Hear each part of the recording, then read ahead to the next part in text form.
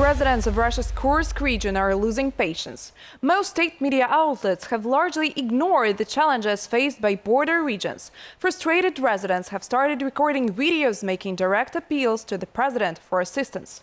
This is a lie. You're aware of everything, but you've chosen to throw people out onto the street.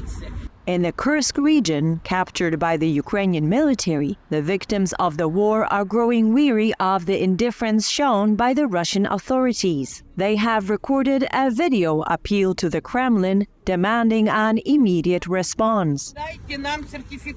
Give us money so that we can buy homes and no longer live on the street, but under our own roofs, the ones you've taken away from us. Due to the ongoing war, more than 100,000 Russians have lost their property and have been forced to become displaced. I have a pension of 12,000, my husband receives 15,000, and we pay 25,000 for our apartment. I don't know how we're supposed to live. I beg you, in the name of our Lord Jesus Christ, help us. It's very, very hard in this difficult situation. Please help us. According to Kursk refugees, they have been left to the mercy of fate. Sergei Yemelyanov, who is raising 9 adopted children, now has 14 family members living in a 2-room apartment. I've got the impression that everyone involved has already forgotten about us.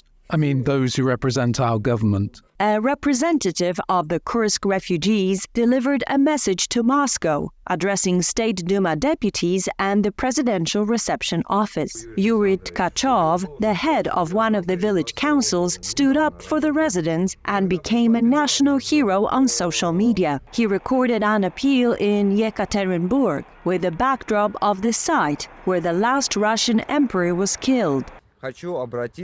I want to address our leader, the head of state, Vladimir Vladimirovich Putin. I consider myself a minor official, but my official position gives me a direct connection with people. I know every person in the village by face. Entrepreneurs who have lost their businesses due to the fighting complain that they are still required to pay taxes. When they request a suspension of activity, tax authorities suggest shutting down their companies. Residents of Frontline areas also report looting, sharing videos of ransacked houses and stores.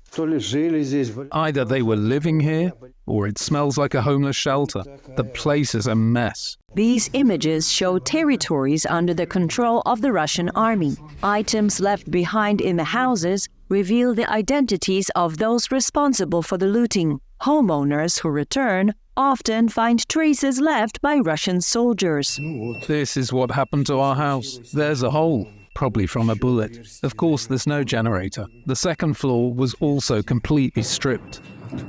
A local TV station reported on looting in the Kursk region. In a comment to journalists, a military police representative denied the scale of the problem, attributing it to the machinations of the enemy.